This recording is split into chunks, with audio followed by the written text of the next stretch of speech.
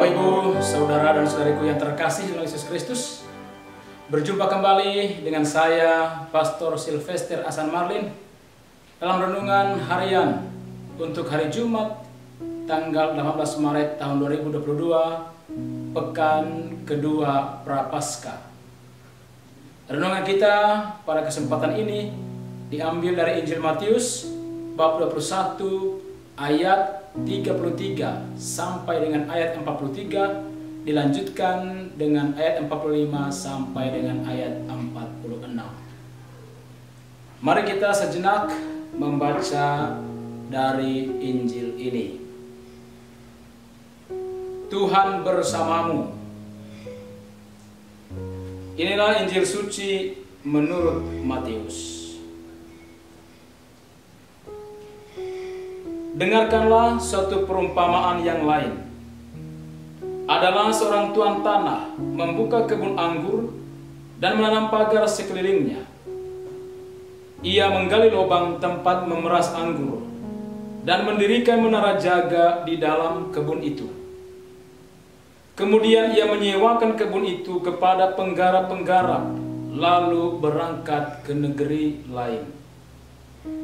Ketika hampir tiba musim petik, ia menyuruh hamba-hambanya kepada penggarap-penggarap itu untuk menerima hasil yang menjadi bagiannya. Tetapi penggarap-penggarap itu menangkap hamba-hambanya itu.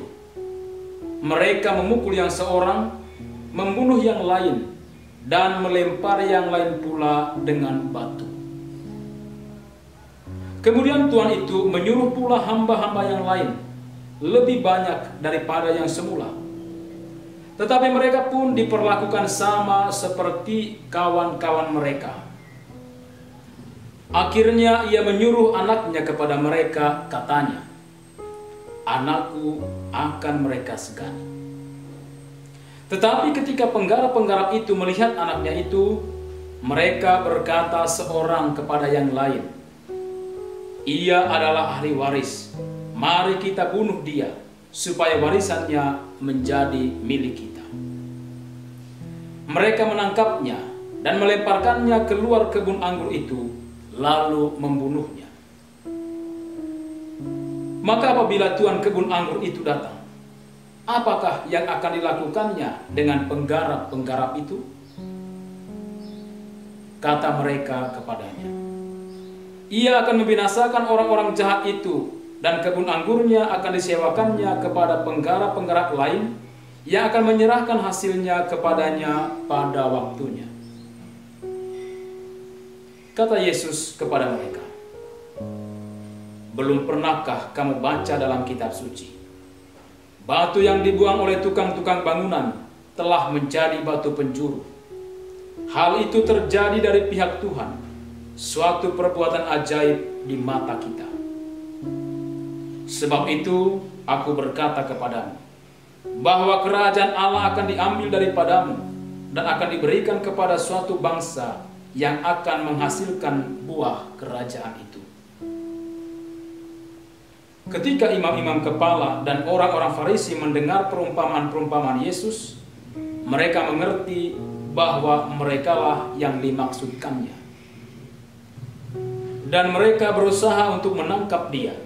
Tetapi mereka takut kepada orang banyak, karena orang banyak itu menganggap dia nabi. Demikianlah sabda Tuhan. Saudara dan saudariku yang terkasih dalam Yesus Kristus, pada kesempatan kali ini saya memberi judul renungan saya, tanggung jawab penggarap kebun anggur. Orang yang menggarap kebun milik orang lain biasanya berstatus sebagai penyewa. Mereka bertanggung jawab membagi hasil pendapatan kebun kepada pemiliknya. Yesus dalam Injil hari ini menyampaikan perumpamaan tentang orang yang menyewa kebun anggurnya kepada para penggarap dan mengharapkan saat musim panen nanti dia akan mendapatkan bagiannya. Tetapi saudara-saudara yang terkasih, mereka menjadi serakah dan tidak mau menyerahkan hasil panen kepada pemilik kebun anggur, bahkan membunuh para utusan dan anak dari pemilik kebun anggur tersebut ketika mereka diutus untuk meminta bagian yang menjadi miliknya. Nah, penyewa yang ingin merampas hak milik garapannya adalah pengkhianat dan patut mendapat hukuman. Dan itulah yang pada akhirnya yang dilakukan oleh pemilik kebun anggur dalam kisah Injil hari ini. Saudara-saudari, para nabi Israel seringkali menyebut umat Allah sebagai kebun anggur Tuhan. Hamba-hamba yang diutus oleh Tuhan untuk menagih tanah yang digarap para penyewa itu adalah para nabi. Sejarah Israel menunjukkan bagaimana para nabi yang diutus Allah itu ditolak, dianiaya, dan dibunuh oleh umat Israel. Raja-raja yang tidak takut kepada Allah dan lebih memilih mendengar perkataan para nabi palsu merupakan kenyataan sejarah. Kekuasaan untuk memiliki dan mengatur hidup sendiri membuat manusia mengabaikan dan bahkan melawan Tuhan, sang pemilik kehidupannya.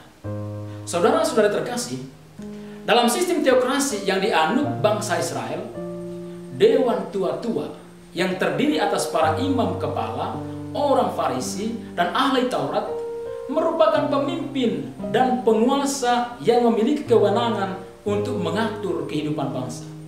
Sebab itu, mereka berupaya menguasai kebun anggur bukan untuk kepentingan Tuhan, melainkan untuk kepentingan pribadi. Saudara-saudari, dalam Injil hari ini, para imam kepala dan orang Farisi sadar bahwa merekalah yang dimaksudkan sebagai penggarap kebun anggur yang berkhianat. Mereka tidak dapat berdalih karena memang demikian adanya. Mereka berkeras hati melawan Yesus apapun caranya. Rasa takut terhadap orang banyak yang mendukung Yesus sebagai nabi membuat mereka menjauh untuk sementara waktu. Kenikmatan mendapatkan penghormatan, status, dan fasilitas sebagai pemimpin Israel membuat mereka lupa bahwa sesungguhnya itu harus dipertanggungjawabkan kepada Tuhan. Saudara-saudara terkasih, keinginan untuk memiliki dan berkuasa membuat orang lupa diri akan tugas serta tanggung jawab yang lebih utama. Sebab itu, di masa prapaskah ini, masing-masing kita bertanggung jawab kepada Tuhan atas hidup dan segala karunia yang telah kita terima. Mari kita merenungkan perjalanan hidup kita. Sebetulnya semuanya itu milik Tuhan. Karena itu, tugas kita adalah mempertanggungjawabkannya di hadapannya. Semoga Tuhan memberkati saudara-saudara.